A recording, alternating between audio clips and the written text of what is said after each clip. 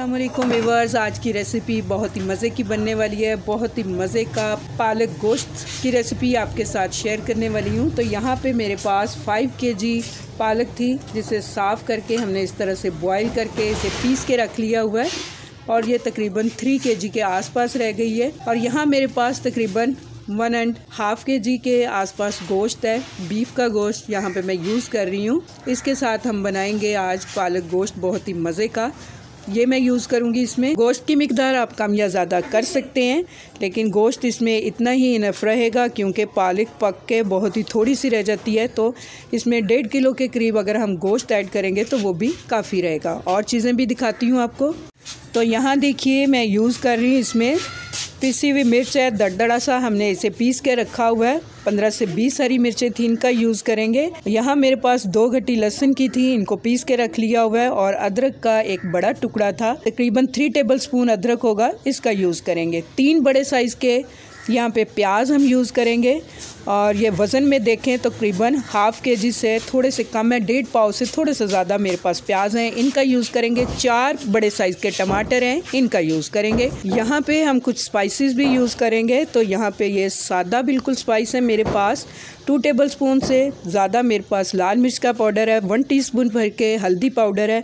नमक यूज़ कीजिए according to test. थोड़ा सा मेरे पास ये साबुत गरम मसाला है, इसका भी हम यूज़ करेंगे इसमें। और ये मसाले हैं जो बाद में इसमें मैं ऐड करूँगी। धनिया पाउडर है, तकरीबन 2 टीस्पून से ज़्यादा है। 1 टेबलस्पून ज़ीरा है मेरे पास, यहाँ आप ज़ीरे का पाउडर भी यूज़ कर सकते हैं। और कसूरी मेथी है मेरे पास 2 टेबलस्पून भर के, इसका यूज़ करेंगे। 1 टीस्पून अजवाइन का मैंने लिया है, ये यूज़ करेंगे। और चीज़ें दिखाती हूँ आपको।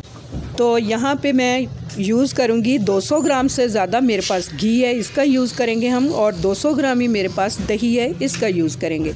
तो चलिए बनाना शुरू करते हैं बहुत ही मज़े का पालक गोश्त। तो सबसे पहले हम गोश्त को रेडी करते हैं। तो यहाँ देखिए सबसे पहले कुकर में मैं ये घी ऐड कर रही हूँ। तो यहाँ देखिए घी हमारा गरम हो चुका है, तो मैं साबुत गरम मसाला इसमें डाल देती हूँ। इधर गरम मसाले को चंद सेकंड ही हम इस तरह से फ्राई करेंगे। चंद सेकंड फ्राई करने के बाद यहाँ मैं इसमें गोश्त डाल रही हूँ। तो यहाँ देखिए मैं गोश्त को फ्राई करूँगी 2 से 3 मिनट।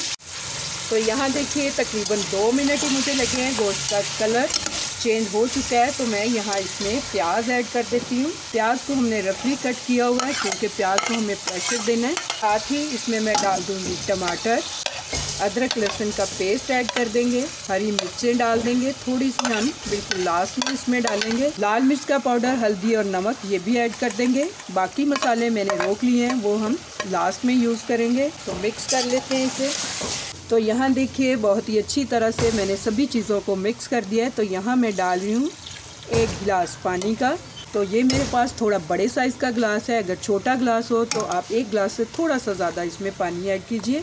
तो मैं ये बड़ा गिलास था तो सिर्फ 1 ही गिलास इसमें डाल रही हूँ। तो इसे हम प्रेशर दे देंगे तकरीबन 20 मिनट के लिए। 20 मिनट के बाद मैं दिखाती हूँ आपको। तो यहाँ देखिए गोश्त हमारा अच्छे से गल चुका है, तो इसे हम भून लेते हैं। प्याज टमाटर बहुत ही अच्छी तरह से देखें इसमें मिक्स हो गए हैं। तो यहाँ मैं इसमें डाल रही हूँ दही। 200 ग्राम से थोड़ा ज़्यादा मेरे पास दही है, ये मैंने डाल दी है। दही डाल के भी बहुत ही अच्छे से हमें इसे भूनना है और दही का पानी खुश्क करना है। तो मैं दिखाती हूँ आपको दही के पानी के खुश्क होने के बाद। तो यहाँ देखिए तकरीबन 2 मिनट के बाद मैं इसमें डाल रही हूँ, यहाँ पे धनिया पाउडर डाला है मैंने।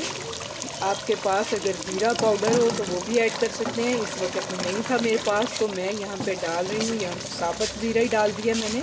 और यहाँ पे मैं ये अजवाइन भी इसमें साथ ही ऐड कर दूँगी। गोश्त को भूनते हुए अगर हम ये मसाले यूज़ करेंगे तो बहुत ही अच्छी सी खुशबू आएगी। तो यहाँ देखिए गोश्त बहुत ही अच्छे से भून चुका है, घी हमारा सेपरेट होना शुरू हो गया है और मसाला देखिए कितना खूबसूरत नज़र आ रहा है। तो इसी स्टेज पे आके यहाँ मैं इसमें पालक ऐड कर दूँगी।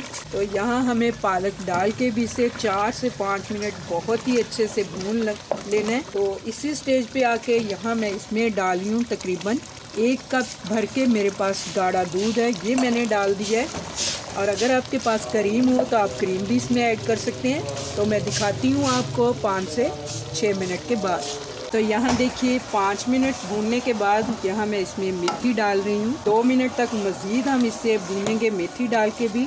उसके बाद मैं इसमें थोड़ा सा पानी ऐड करूँगी, फिर मैं दिखाती हूँ। तो यहाँ देखिए घी की क्वांटिटी मुझे थोड़ी सी कम लग रही थी, तो मैंने इसमें हाफ कप घी और ऐड किया और बहुत ही अच्छे से इसे भून लिए। आप चाहें तो इसे इस तरह भी सर्व कर सकते हैं, लेकिन मैं इसमें थोड़ा सा पानी ऐड करने वाली हूँ ताकि पालक थोड़ी सी इसमें ग्रेवी भी हो तो वो ज़्यादा मज़े की लगती है।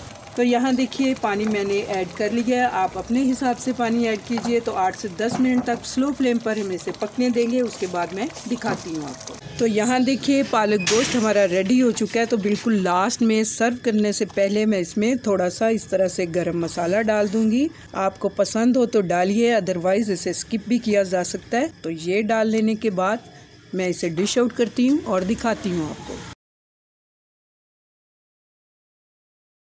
तो यहाँ देखिए बहुत ही मज़ेदार, बहुत ही खुशबूदार हमारा पालक गोश्त रेडी टू सर्व है। मैंने थोड़ा इसे पतला रखा है क्योंकि हम इसे चावलों के साथ सर्व करेंगे, और अगर आप इसे रोटी या पराठे के साथ सर्व कर रहे हैं तो इसमें आप बेशक ग्रेवी मत रखिए, इसे थिक ही रखिए। तो ये आपकी मर्ज़ी पे डिपेंड करता है, लेकिन बनाइए इसी तरीके से, ये बहुत ही टेस्टी बनेगा। उम्मीद करती हूँ आपको मेरी ये पालक गोश्त की रेसिपी पसंद आने वाली है। अगर आपको मेरी ये रेसिपी अच्छी लगे तो मेरी रेसिपी के नीचे लाइक का बटन दबाइए, और अगर आप मेरे चैनल पे नए हैं तो काइंडली मेरे चैनल को सब्सक्राइब कीजिए। अल्लाह हाफिज़।